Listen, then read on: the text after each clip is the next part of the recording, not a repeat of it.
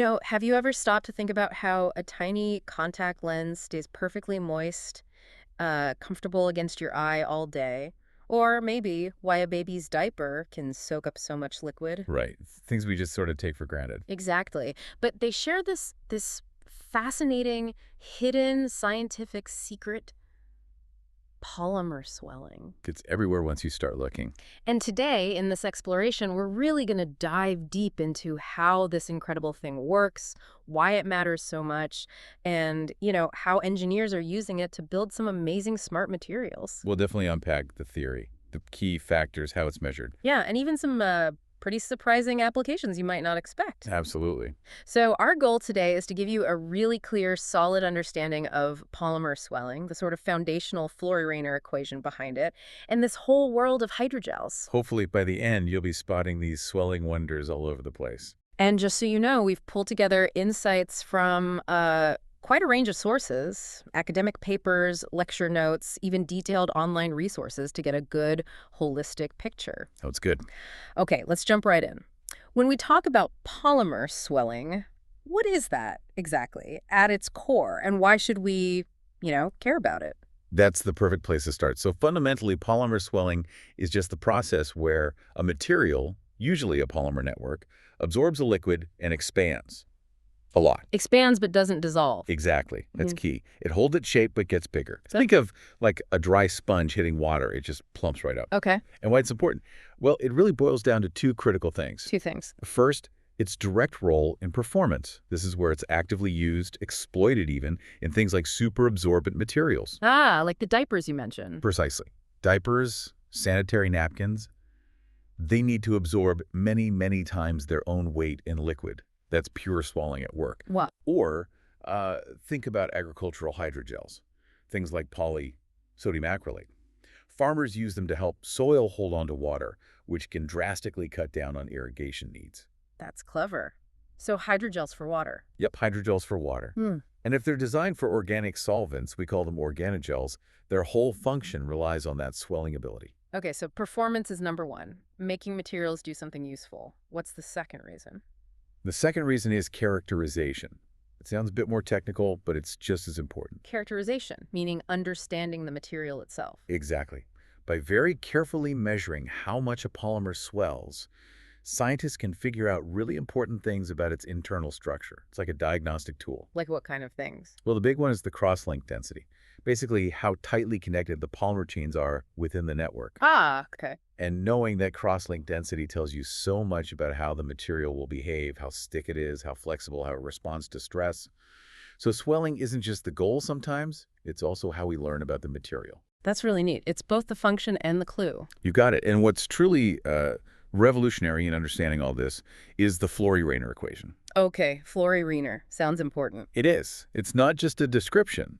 It's this elegant mathematical model that really captures the physics of why a cross-linked polymer swells to a certain point and then just stops. It explains the equilibrium. Equilibrium, like a balance. Precisely. It's all about balancing these two opposing forces. That's the real aha moment here. A molecular tug of war, maybe? That's a perfect analogy. On one side, you have the entropy of mixing. This force drives the swelling. How so? Well, when the solvent molecules move into the polymer network, they mix things up, increase the overall disorder, the randomness.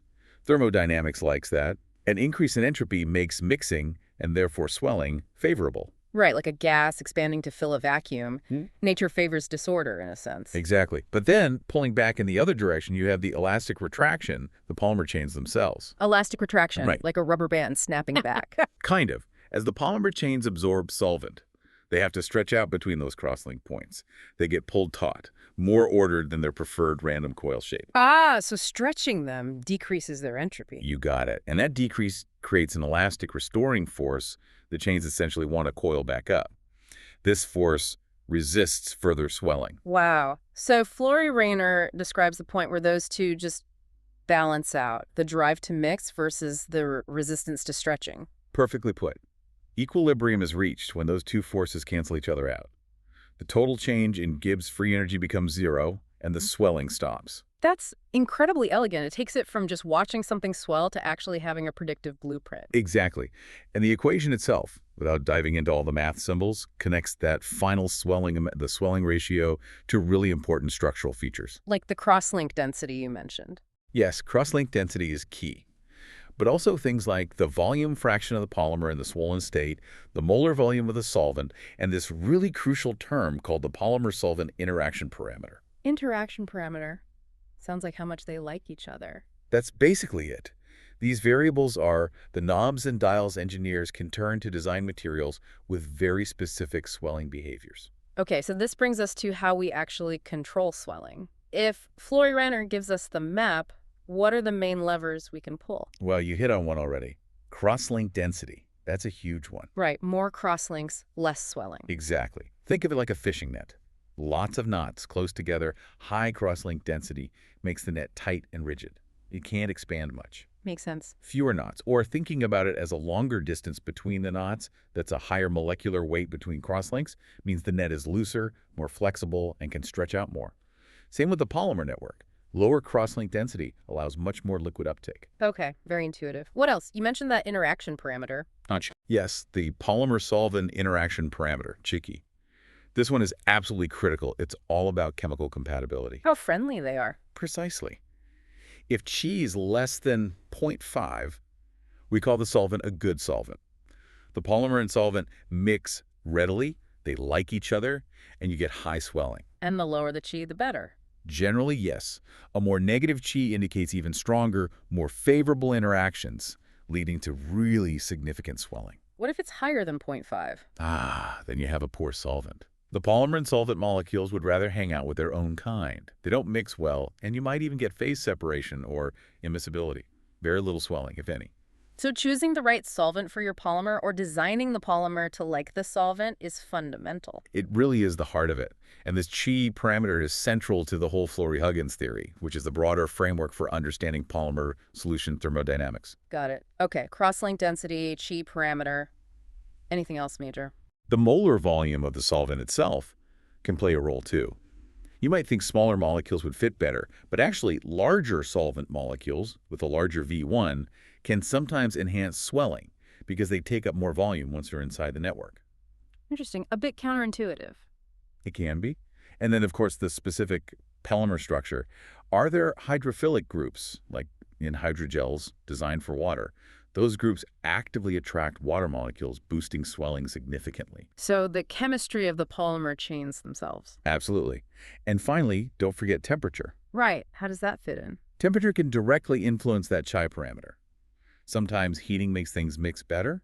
Sometimes it makes them mix worse. So that can cause sudden changes. Exactly. You can get phenomena like a lower critical solution temperature, LCST, where a hydrogel might be swollen when cold but suddenly collapse and expel water when heated above a certain point. Or the opposite, an upper critical solution temperature, UCST. Wow, that sounds like the basis for smart materials that respond to heat. Precisely. It opens up all sorts of possibilities for stimuli-responsive systems. This is fascinating. Okay, Yeah. so we know what influences swelling, but how do researchers actually, measure it in the lab? It can't just be eyeballing it. No, definitely not. We need quantitative data. The most common way is using gravimetric methods. Gravimetric. So based on weight. Exactly. It's pretty straightforward conceptually. You weigh your dry polymer sample, that's M00, then you immerse it in the solvent for a certain time, let it swell, take it out, carefully blot off any surface liquid, and weigh it again, that's MT.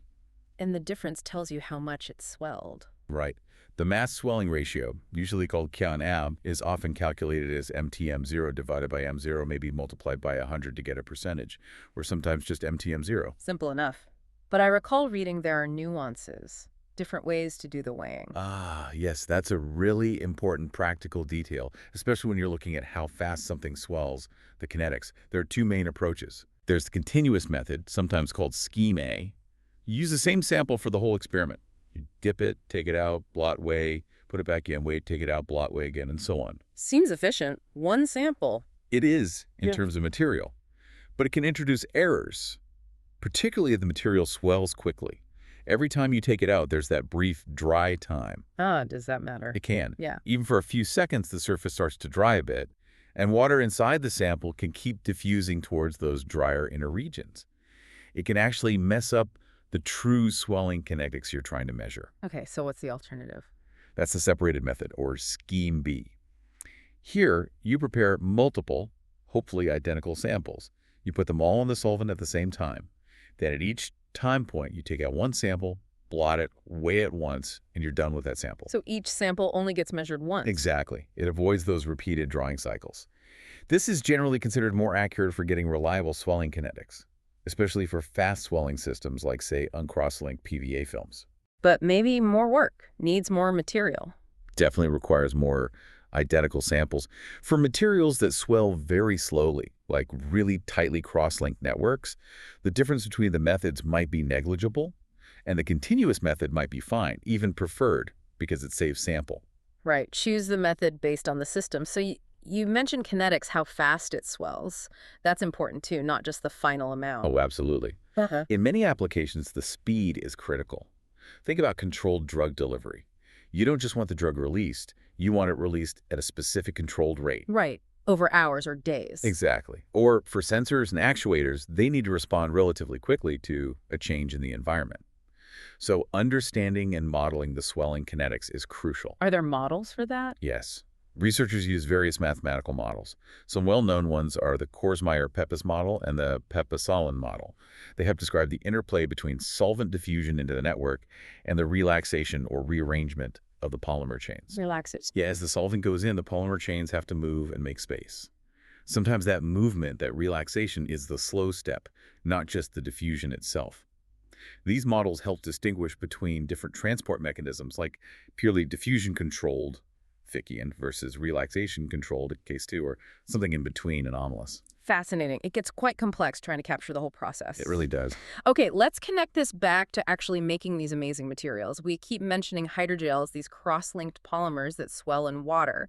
How are scientists getting better at designing them with specific properties? That's where advances in polymer chemistry are really making a difference. One really powerful technique that's become popular is thiolene coupling, or TEC chemistry. Thiolene. Okay. What's special about it? It's what's known as a click chemistry reaction. Basically, it's incredibly efficient, works under mild conditions, often just needs UV light to initiate, and it's very tolerant of different chemical groups and solvents. Click chemistry, like Legos snapping together perfectly. That's a great way to think about it. It allows chemists to build well-defined polymer networks with very predictable structures and therefore predictable properties like swelling. Very precise control. What kinds of polymers are often used? A real workhorse, especially for biomedical applications, is polyethylene glycol, or PEG. PEG. I've heard of that. It's in a lot of things. It is. It's very hydrophilic, meaning it loves water, it's known to be highly biocompatible, and it's even FDA approved for many uses. Plus, you can get PEG chains of very specific length, say 2,000 molecular weight, 2 kDa, or 8,000, 8 kDa. And does the chain length matter? Oh, hugely. The length of the PEG chains used to build a hydrogel network directly impacts the cross-link density, and thus the swelling and the mechanical properties. Generally, longer chains between cross-links mean more swelling and a softer, more flexible gel. So you can tune the properties just by choosing your PEG length. That's one major way, yes. Yeah. But to get even more sophisticated control, researchers are developing complex network architectures, like interpenetrating polymer networks, IPNs. IPNs, interpenetrating. Sounds like they're tangled up. That's exactly it. An IPN has at least 2 distinct polymer networks that are physically entangled or interlaced within each other, but they're not typically chemically bonded to each other. Like 2 different fishing nets all jumbled together. Perfect analogy. Yeah. And that entanglement often leads to significantly improved mechanical properties, making the hydrogel tougher or stronger than either network alone. How do you make something like that? Well, one really clever approach is making sequential IPNs, or seq-IPNs. Sequential, so one after the other. Right. You first create your primary hydrogel network. Then you soak that network in a solution containing the building blocks, the monomers and crosslinkers, for a second, different network. You let them defuse inside. Let the ingredients soak in. Exactly. And then you trigger the polymerization and cross-linking of that second network right there inside the first one, usually using something like UV light again. Wow, so you build the second network within the structure of the first. Precisely. And this sequential strategy gives you amazing control. You can tune the properties of the first network, then independently tune the properties and the amount of the second network you introduce. That sounds incredibly versatile for tailoring properties. It really is. There was some great work by Ting Yang, for instance, showing just how much you can change things by adjusting the peg chain length in the first network or just by changing how long they let the secondary precursors diffuse in, say, from 2 hours up to 44 hours in some experiments. They saw dramatic changes. Longer diffusion times meant more of the second network formed inside. This significantly increased the tensile modulus, made the material much stiffer and more resistant to stretching, but it also decreased the overall water content, the amount of swelling. So adding that second reinforcing network restricted the swelling of the first one. Exactly. It's a fantastic way to decouple and tune mechanical strength versus swelling behavior. That's really powerful design. Are there other ways to boost mechanical properties? Hydrogels can be pretty soft sometimes. They can be, which limits them in some load-bearing applications. Another really interesting approach is using fiber reinforcement. Like adding rebar to concrete. Sort of, but on a micro or nanoscale. One promising method uses bacterial cellulose, or BC aerogels. Huh? BC is this amazing natural polymer made by bacteria, forms a network of strong nanofibers. Okay. So you can take a porous BC aerogel scaffold and then infuse it with monomers for another polymer, something like NN-methylacrylamide, DMA, and polymerize the DMA within that BC scaffold. So the BC acts as a reinforcing template. Precisely. And the results are impressive. It can dramatically increase the compression modulus, the stiffness under squeezing maybe from 1 or 2 megapascals up to around 4 to 8 megapascals. That's a big jump. It is. And interestingly, unlike pure BC hydrogels where you can often just squeeze the water out, in these BC DMA composites, the water seems much more tightly bound within the DMA network. You often have to evaporate it to get it out. So it's strong and holds onto water really well. Exactly. Which is great for things that need to be robust and hydrated. This really opens up the applications. If we connect all this science back to the real world, where is swelling science making an impact? Oh, the applications are incredibly broad. We've touched on some already. The superabsorbents are the obvious ones. Diapers, sanitary pads, those agricultural hydrogels we talked about. Huge markets. Everyday essentials, really. Absolutely. Then there's the whole field of biomedical devices. Contact lenses need to swell just the right amount to be comfortable and allow oxygen through. Many implants are designed with specific swelling properties. Advanced wound dressings use hydrogels to absorb fluid and create a moist healing environment. Makes sense. What about more advanced medical uses? Drug delivery is a massive area. Designing hydrogels that swell at a controlled rate to release a drug over time is a major goal. The kinetics we discussed earlier. Exactly.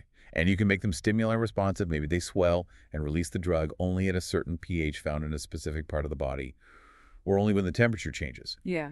Those degradable PEG hydrogels are prime candidates here because they're biocompatible, and you can tune their degradation and swelling. Very targeted therapy potential there. Huge potential.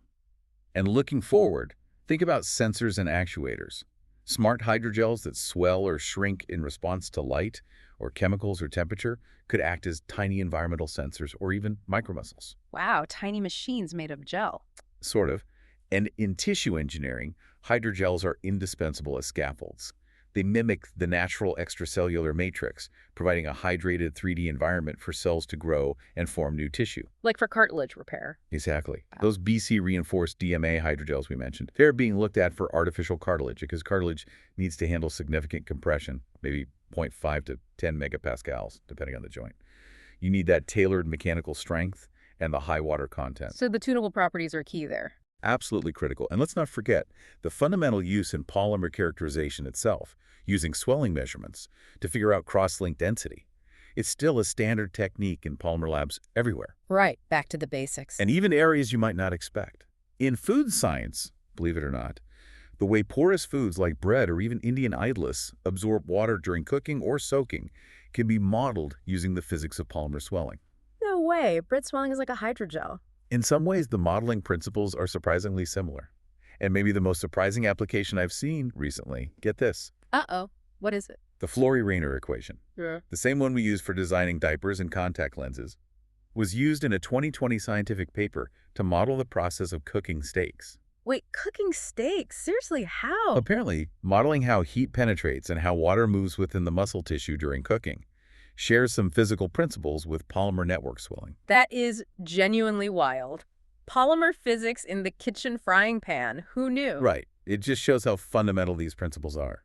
Well, as we start to wrap up this deep dive, it's really clear that this seemingly simple thing, a material soaking up liquid and swelling, is actually, incredibly complex and powerful. It really is, governed by principles like Florey-Rayner, balancing those forces. Yeah, and it underpins just a massive range of materials, from everyday items to really cutting-edge technologies, understanding things like cross-link density, that chi parameter, and how to build advanced networks like IPNs.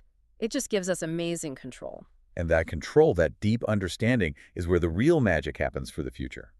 It's what lets scientists and engineers design the next generation of truly smart materials. Materials that can do even more. Exactly. Think about even more sophisticated biomedical devices, maybe more targeted drug delivery that responds precisely to disease signals.